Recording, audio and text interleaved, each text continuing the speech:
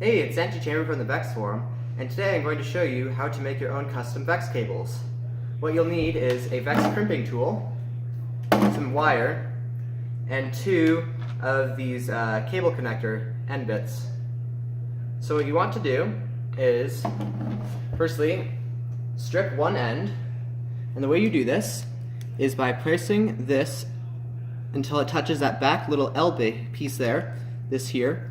So you want to line right up onto there, and then you squeeze together, and then pull hard. And then you should get 4 little wires sticking out of it.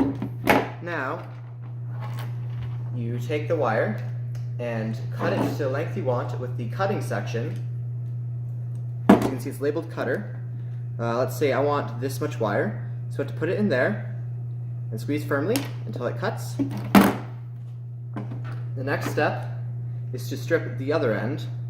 So again, push it in until it touches that little L piece. Squeeze together hard, pull firmly. And now you have 2 stripped wire ends. Now we will crimp the connectors onto the wire. The first one, the orientation doesn't matter, so you want to simply insert it like so.